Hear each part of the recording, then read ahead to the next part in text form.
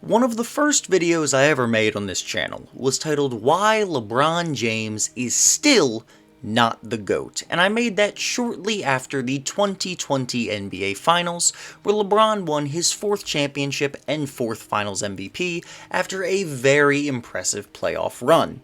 And at the time, I fully believed that statement, but today, I want to look, not even right now, but a year in the future, to the end of next season, and think about whether, by the end of next year, LeBron James may have finally become my choice for the greatest player in NBA history. First, let's look real quick at the stats a 37-year-old LeBron James averaged last year in his 19th season.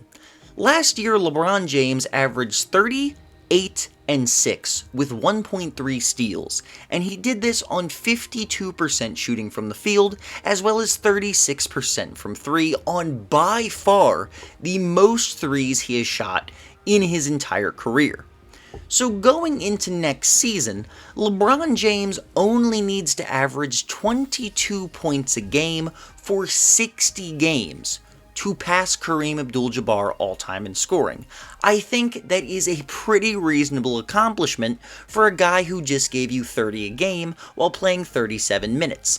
Obviously, unless some kind of crazy injury happens, LeBron James is going to pass Kareem in scoring next season and become the #1 all-time scoring leader. However, that is not the only statistical milestone LeBron James is about to achieve, because if we look at the all-time assist leaders, LeBron is currently 7th all-time, less than 100 assists behind Magic Johnson at number 6, and Steve Nash at number 4 is only slightly less than 300 assists above LeBron, which means, assuming a relatively healthy season, LeBron James is also going to finish next season 4th all-time in assists per game, becoming the only player to be top 10 in both points and assists, and LeBron is going to be top 5 in both of those categories. But there is one more category which LeBron is pretty freaking high in, and that is steals. LeBron is currently 10th all-time in steals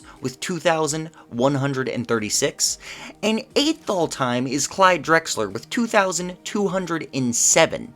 So LeBron James would only need about 80 steals next season to pass Clyde Drexler and become 8th all-time in the steals department. And if you want to talk about a stat that's a little bit less historically all-time for LeBron, he also happens to be 38th in rebounds right now, and while next season he won't get 1,000 rebounds, he's only about 1,000 away from being top 30 all-time in rebounds per game. So he's almost certainly going to finish his career at that point in rebounds, but that's a little further in the future. We're not talking quite that far ahead today. So for now, by the end of next year, LeBron James will be 1st in points, 4th in assists, and 8th in steals, along with his absurdly stacked resume of, all-time great production, arguably the 2nd greatest peak of all time, easily a top 2 prime of all time. If we're just looking at general peak stretches, the only player with a comparable stretch to LeBron James from 2008 to 2018 is Michael Jordan from 1988 to 1998. That is the only player. And Michael Jordan doesn't have the years following that stretch or as many years before that stretch as LeBron. Michael Jordan only played 15 seasons in the league, and one of those was 1994, where he played like 20 games. LeBron James is going into his 20th season and is almost certainly going to play several more than that. So even if you believe that Michael Jordan has a greater peak than LeBron, which I do, I give Michael Jordan the peak edge, I give him the playoff edge, alright, I think he was a little bit better at his best. LeBron James, at the end of next year, is going to have 5 more seasons than Michael Jordan has played. 5. That is a long freaking time to be one of the best players on the entire planet, arguably top 5 for all 5 of those seasons. We're just talking like the last 5 seasons. LeBron James was arguably the best player in the world through 2020 when he won a title, and he's arguably still top 5. That is a massive longevity boost. I know some people don't really care about longevity that much, but 5 seasons of being in the conversation of the best player in the world is a massive freaking boost to your legacy. I don't know how you could possibly ignore that. So with all that said, I think LeBron James is going to be the undisputed greatest player of all time by the end of next season, right?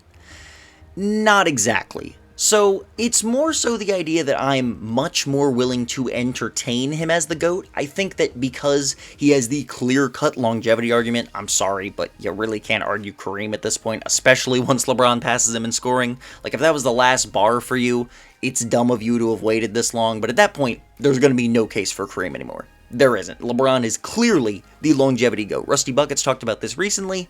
There's no real argument for Kareem or anybody else. So combine that with all the peak stuff, I think you could very reasonably call LeBron your GOAT, and I think that I myself may call LeBron my GOAT by the end of next season. But being realistic, it's really hard to replace Michael Jordan. The dude is so freaking good. I do believe he has the best peak of all time, both stretch and, like, at his very, very best. I think he's the best playoff performer ever. And I think that he does still kind of beat LeBron out in terms of, like, what he accomplished at his best. Like, what the man did in the playoffs, he just doesn't have the blemishes that LeBron James has. And by blemishes, I literally only mean 2011.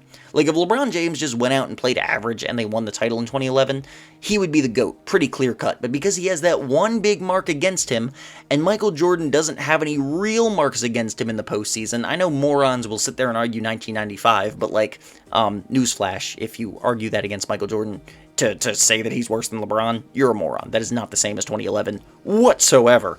But I digress. All of this is really just to say, I don't have a definitive answer on if LeBron James is the greatest player of all time, or if he will be by next season.